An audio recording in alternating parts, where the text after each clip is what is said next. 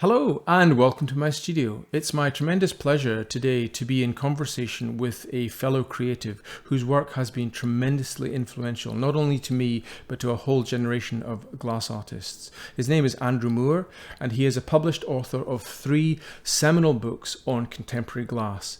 These books feature modern glass by international artists around the globe.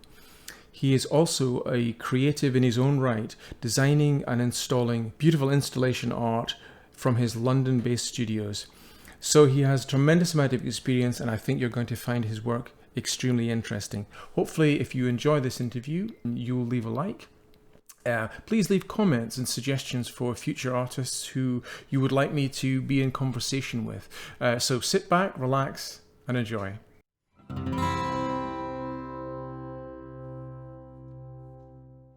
Hi, Derek. Very good to talk. And you, where are you? Where are you speaking from today? I'm in my basement office where I have worked for 28 years. I live in Primrose Hill. Yes. I have this same office in my basement. Sometimes I have an assistant here. At the moment, I don't, for obvious reasons. I did have it all. I was rather busier until about October, just before lockdown, when I thought it looked a bit grubby. So I threw everything out and started again. So it's very minimalist at the moment, and it remains that way. Fantastic. Well, for those who are joining us who don't know who you are, I know all the glass artists know exactly who you are, but can you just give us a little bit of a rundown on your background and what your story is with regards to architectural glass? Well, very briefly, I'm a late comer, and I have almost no technical, practical skills about glass. I can just about cut a piece of glass, but I must admit my skills in cutting are very poor. I sometimes have to cut samples up in my office, and I normally make a dog's dinner of it. So I arrived, and I worked as an assistant for Brian Clark in my mid-30s, having had a very nefarious youth where I was a sort of hippie. Anyway. So I decided at some point I didn't really want to work for Brian all my life, so I became the agent for one of the big German studios. But I set up at that time, this was Brian's advice, Andrew MOOR Associates, as a consultant. I mean, how I thought I was going to, I knew absolutely nothing. But the thing was, I was completely in love with glass. I worked with Brian, we'd done these huge projects, which is probably why I always started thinking big. You know, if it wasn't 20 square meters, it was almost like, how do you notice it? But what was very interesting in a way was I got the Derek Studios. They're one of the 3 big German studios, and they kept sending me photographs of this amazing stuff. So I developed this sort of real grasp of the history of it and what could be done, and a little bit about how it could be done. I wouldn't say I was expert. So after I started, they said, look, what are you going to go do is you've got to go and talk to architects. So one year, I think I had something like 200 meetings with architects. And I thought, blimey, no, it's going to take me years to get anywhere. So I better write a book. So I did. That was quite a fun story, just because I called up a few people who'd written books about stained glass or published them, publishers. And they said, no. I said, look, can I just come and show you some slides? So I took my carousel with 20 slides in it. This guy at, can't remember the name of the publisher now, said, wow, yeah, you're right. This is really interesting, because when you see contemporary stained glass, we're talking about 1986, 7, 8, we all think of stained glass as sort of, you know, people in dressing gowns standing in churches, you know, or angels. And, you know, that's what we think. And when you suddenly see a piece of contemporary glass, you just think, wow, I've never even imagined that. So I was quite interested in art. So suddenly to find, anyway, so this guy said, we'll do it. So he got on the phone 2 days later and said, Andrew, you better come again, because the sales manager doesn't really think there's much in it. So I took my little slideshow. I had to do it 4 times. It just went up and up, and it was a very small business. And everybody said, no. And then they saw the 20 slides. It was 20 slides, and they said, oh, yeah, you're right.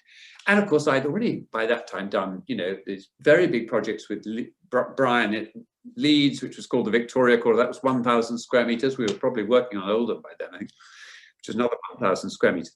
Anyway, So then I wrote this book, which was a survey of what was going on all over the world. I actually knew very, very little at this point. And I had one of these wonderful moments, which of course happens to everybody when you start in your, whatever life you're in, as an architect, businessman, whatever, you know, where you suddenly, you're so used to the fact that you're just talking a whole lot of rubbish you know nothing about, or at least you feel you're a sort of, you're faking it to make it, you know. And then one day, you suddenly listen to yourself and you think, do you know, I think I know quite a lot about this. And it becomes almost a shock. It's amazing. I think they call it the imposter syndrome, don't they? Where you actually feel as if you're not qualified to speak about something. You've got a tremendous amount of experience in this, and I think what's fantastic for the viewers is to learn a little bit about your creative experience. So you started with this first book in 1989, I think it was, Contemporary Stained Glass. Now that, for me, speaking as an art student at the time, was an absolute revelation. It's been a Bible for me, and your 3 publications have been, and I'm sure I speak for a lot of people. It's such a well-loved book. It's very well, I've got all 3 of your books here just now. They're all very kind of tattered because they're opened and poured over many, many times. Now, you were telling me recently that actually you spend a lot of your time in that first book writing through the night. All 3 books, because I have to be honest and say I've always lived over my means. So I agree with my wife when I said, I want to write a book. Why? It's just an ego thing, she said. So I wrote them in the middle of the night. So I used to I'd stop work at 9. So I used to break between about 6 and 8, then I go back to work. So I used to stop work about 8 or 9, and then I'd start working on the book. And anybody who's done a picture book, you've got to get pictures from all over the world, then you've got to distill them down to 360 pictures. So you probably looked at 10,000 pictures. Then you've got to write a caption for each one. Then you've got to get the permission from the photographer. I mean, there comes a point when you just want to shoot yourself. And this is before the digital era. So you were dealing with film and you were dealing with slides. And this will interest you.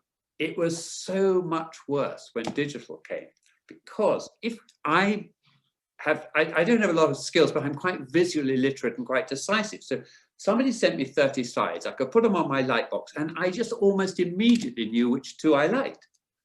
So, you know, I'm quite decisive about that sort of thing. But then in those days, of course, I didn't have a Mac, and I didn't know how to put 50 pictures all at one time on my screen. So people would send you a disk with 60 pictures. And then you've got to look at them one at a time, and you think, I quite like number 3, but what about number 8?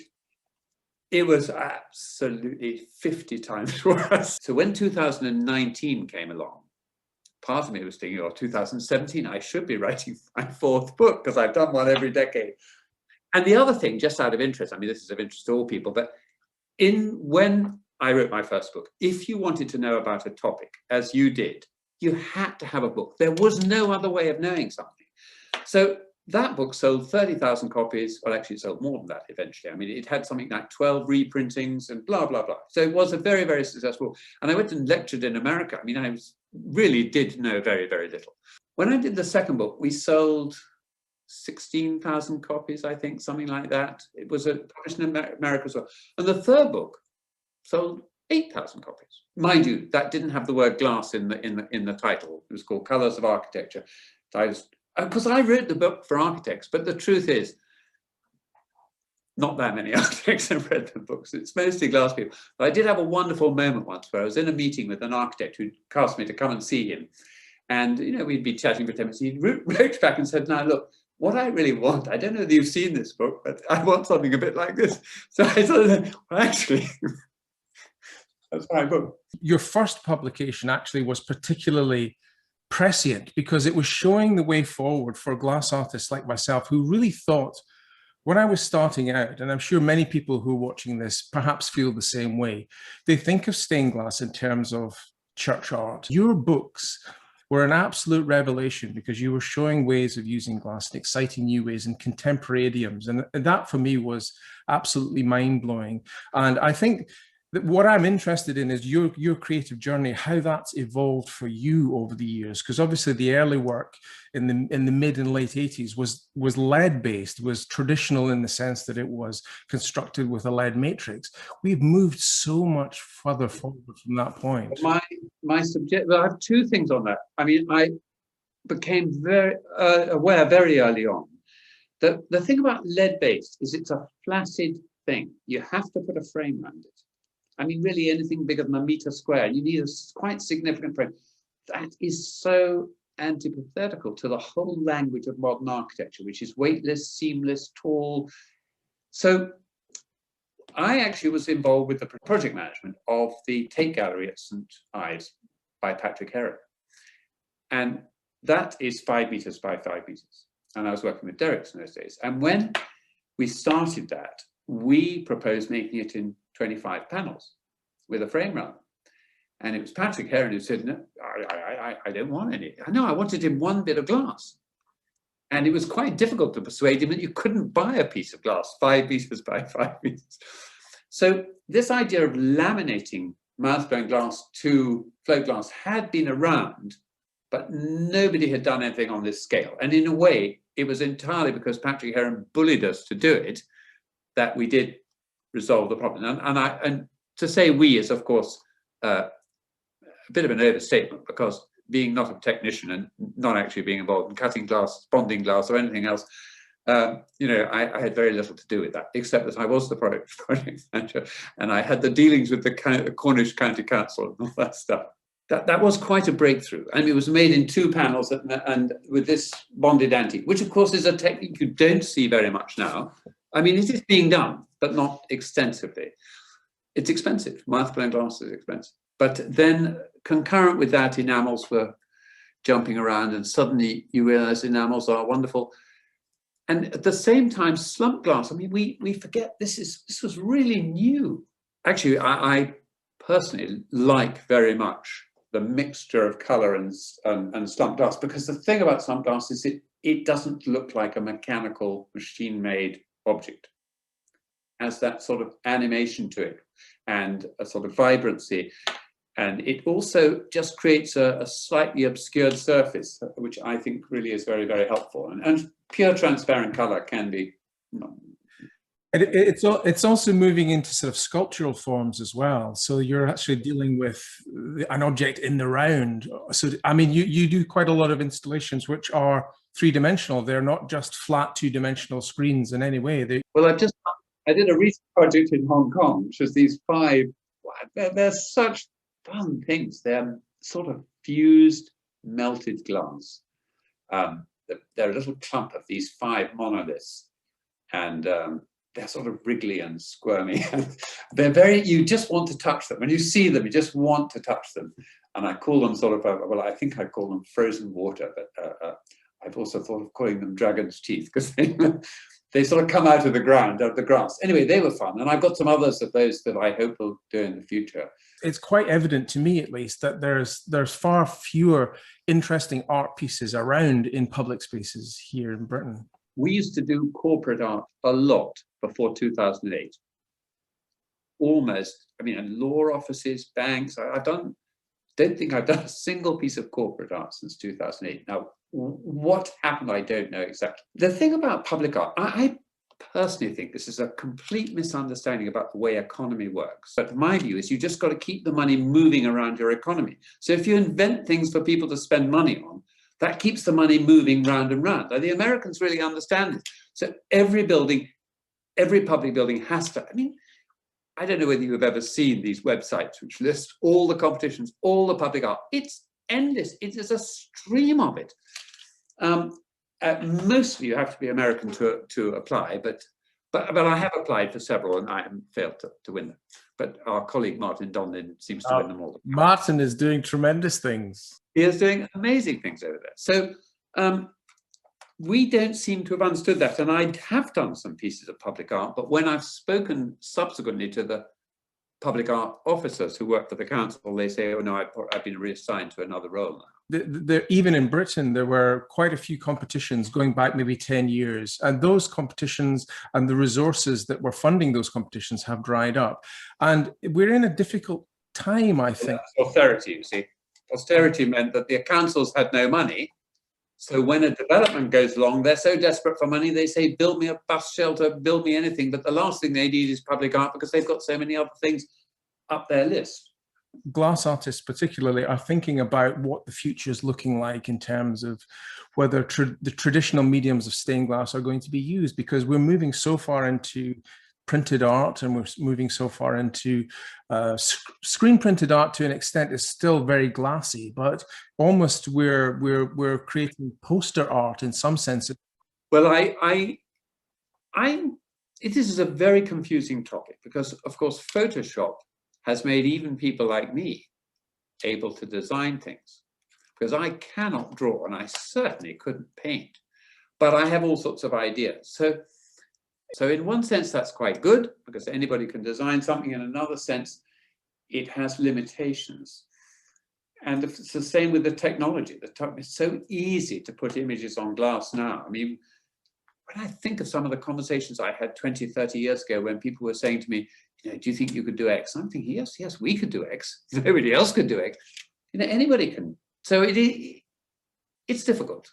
Well, I think what's exciting is when you get other creatives coming into glass for the first time and using glass in interesting ways, because as you say, almost anything is possible because we have this tremendous printed technology. So we can put any image into a glass space and into a public space. And that, I think, there's a great future in that. I'm not quite sure how that looks, but what I find interesting is bringing other creatives into this glass medium. Well, I have an idea on that. And the one thing that, many years ago, I wanted to find someone with a great deal of money, for $500,000. And I thought we could open a gallery in Mayfair and we could try and get people to see this as a portable art form that you can buy. And interesting enough, even when I was thinking those thoughts, actually the technology wasn't really entirely there. But now it is completely there. It is so easy to backlight things. One of the whole things about this medium is it's a very, very powerful medium. It overwhelms a space very easily. And I think you've worked in people's private homes, I've worked in people's private homes, and it's a whole different ballgame than when you're doing a transient art that people are going to walk past, where you want to knock their socks off, wow factor. But you don't want to live with a wow factor. You want to live with something that's incredibly beautiful and you just always happy it's there, but it's not shrieking at you at all. I mean, when I've done public art, people have spent 20 million on a building and they've spent 35, 40, 50,000 on a work of art. It's not going to make any difference to the rent that the customer's going to pay, but it will add something and it employs people and it's a whole lubrication of the economic system. But we are the actual global center of the design industry. I mean, probably more hotels are designed from interior design practices in the UK than any other place, except perhaps the US. What are your favorite projects that you have worked on, let's say in the last 5 years? Do you have some highlights that you can share with us? I have probably 3, 4 favorite projects that I was involved. I did a project in Bridlington with an artist, Kirsty Brooke, who used to be my assistant, and we very much worked on that together. And these are external 8 panels, literally 50 yards from the sea. I absolutely adore it. I mean, it's one of those projects where I think it's happened to everybody who's in the design world of any sort, is that when you do the visualization, it's looking absolutely amazing and you just think this is going to knock everyone's socks off. But when it actually is done, it looks good, but maybe not quite as amazing as you expected. There's quite often a little sort of, the little shortfall. So Bridlington was one of those unbelievable projects, which was just 10 times better than I ever expected. And they light up at night. And that was, again, we did a test on this. We sort of, I would say invented, but that's a bit of an overstatement, a ceramic that lights up. And we tested in a garage. And I said to David Proter, I said, well, yeah, you won't see it from 30 meters. It looks great here, though. You can see it from 200 meters. I mean, all 8 panels just light up at night with a simple uplighter. So every so often you get a panel that surpasses your expectations. One of my most favorite works in London is at the bottom of Baker Street by Cape May Street. It's a blue wall that starts outside a building, goes into the building, goes through a convex and concave curve and fades gradually to pale green. It is absolutely breathtaking. It's a masterpiece and the client said they'd never rented a building so fast. That was British land. Of course, Hong Kong with Graham Jones. Graham Jones is unquestionably one of the great artists of the world. I have absolutely no doubt about that. And I've had American artists say, he said, it wasn't until I saw Graham's work, it completely liberated me. I think one of the highlight for me of recent work in terms of how you can use the traditional techniques of stained glass, but then make it entirely modern is Graham Jones' Poets' Corner window. That is just absolutely incredible. And I understand he made it himself in his own London studio. I could tell you so many stories about that. But anyway, he did make it, every single bit of it. It was 91, 92, which was a time of one of these periodic recessions where the property market went down the tubes. And actually, I was partly through me and Patrick Renchen, because Patrick had heard me talk about Graham, and he heard that they weren't going to have a competition. He said, look, who was that guy you were telling me about? And I said, well, it's great. We've got to organize a competition. And we organized the competition, and Graham won it. And he was 28, 29, something like that at the time. Anyway, what's interesting about that is this is really interesting for everybody to know who's in glass. It is two 30-foot windows in Poets' Corner, immediately adjacent to two white windows. Now, anybody who's worked in glass for 5 minutes knows that if you have a clear glass window next to a stained glass window, the stained glass window will always look dark because your eye is sort of trying to halate between bright, dark, and Graham, of course, it was a very, very low budget, by the way, because it was a guy who was about 70. It wasn't a wealthy guy, but his son had died at about the age of 50. So he wanted this memorial window for a really ordinary person, not a person with lots of money, this memorial window. So that's how it all came about. And they wanted plaques for because they'd run out of space at the time for the writers. Graham and I went together to look at York Minster to get inspiration for this window. And changing, anyway, the other window should have been done years ago. He designed it, but it's never been done. It's just a total tragedy. But what is also really interesting about it, you don't see this often done in contemporary work in Gothic buildings. Gothic is one of the most powerful architectural languages. And if you just try to fight it, you're sort of in a losing battle. I would admit that Johannes Schreiter has pulled it off many times, but sometimes you think, there's a sort of potential dissonance. What Graham did that I think is so clever, if you look at the whole thing, it's got this incredible border. When you look at the border, it's like a Picasso dance. It's these little things dancing around. And the details of it, I mean, what's so amazing is none of us can, you have to look at the photographs to realize what's gone into it, because most of it's sort of 30 feet above your head, but absolutely extraordinary. I think there's so many wonderful things to like about it. And I think one of the key things is that he's using the traditional language of the borders and the roundels, all the fenestration, the medieval fenestration, but then he's very subtly deconstructing it and allowing it to flow and become somehow tremendously contemporary. That's such a difficult thing to do. It's just a masterclass in how to find the old. It is difficult. I mean, this thing of sort of letting things degrade, it often looks so contrived and artificial. You see, they're trying to be modern. But somehow you never think that when you look at it. It just seems to have an organic way that it just weaves up. And I think it's a complete, I'm so glad I mentioned it. I think it's a masterpiece. And I don't think anybody realizes what they've got there. So look, I'm quite conscious of the time here because I know you're very busy with all your bits and pieces. I want to ask you for two more of your favorite pieces, either what that you've done yourself or you've collaborated on, because I'd very much like to sort of just get your highlights of things that you've completed in the last 5 years or so. Well, my other little one, which you won't know, but it's a tiny rose window with two turtle doves, as Graham calls them. And it looks absolutely like a Chagall. I mean, I have to say, Graham is one of these people who can almost effortlessly, I say this, appear to turn out something, and you just think, it's just bloody perfect. You know, how do you just do that? Now, actually, of course, when you go to, well, of course, I used to go to him when he was designing things on paper. And he used to work in his attic.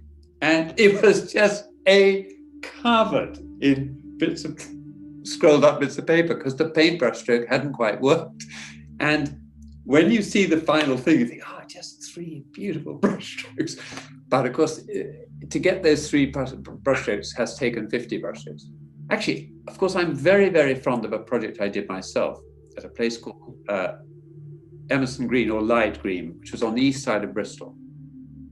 And this is 10 glass fins, and they're dichroic glass. But what I did was I put a photograph on either side of the dichroic. You have to put it on both sides, and the photographs are done with horizontal parallel lines, so they sort of match perfectly.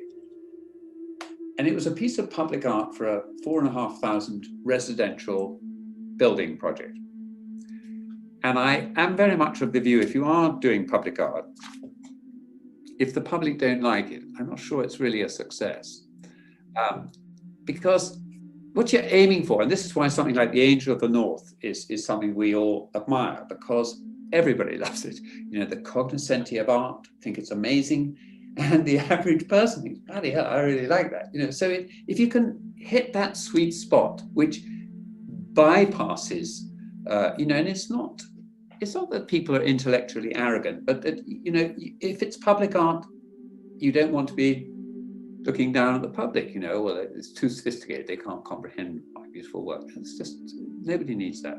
So that's, I went to the opening of that. Everyone just said, we love it because it's got a picture of this lake that's only about 400 yards away, and it's sort of incorporated in it. You'd have to see it, but anyway, I like it. I think it's fun. I'm certainly, I can design things, and I know a lot about glass, and I know what makes it work and why it works and why it doesn't work. And actually, to be honest with you, I only really started designing things maybe 10, 15 years ago. Or sometimes I would just say, look, why don't we do this? And I'd get someone to make a drawing, but I would know what I wanted. And then I suppose more and more I thought, well, you know, actually I'll do it myself. So that's been quite fun. What I observe with real artists is they love the process. Graham loves nothing more than spending hours and hours fiddling about, you know, let's say a bit more pink, a bit more brown, a bit more, you know, I've got no time for that. You know, I'm just an ideas person and with no patience at all. So, and I watch my wife, who's a painter. I mean, she loves painting, and my daughter is an artist. You know, these people like the process. They like being in the process. That is almost more important than what anybody else thinks, whether it's a good idea or a bad idea. It's the whole creative process. So if that's a definition of an artist, forget it. I'm absolutely not one. One last thing I really, really like to do is to encourage artists who I think are really, really good. I know Graham, of course, I have helped, well, that's an arrogant thing to say, but, you know, we've done a lot of projects together. And Kate Maestri, perhaps early on, I did a little bit to help her because I thought she absolutely exceptional person. Kirsty Brook was my assistant for 4 years. She's a very, very good artist. And so somehow that it always feels really, you've really made a contribution if you've helped to bring somebody who's genuinely talented to the fore, because that's it's an important thing to have done.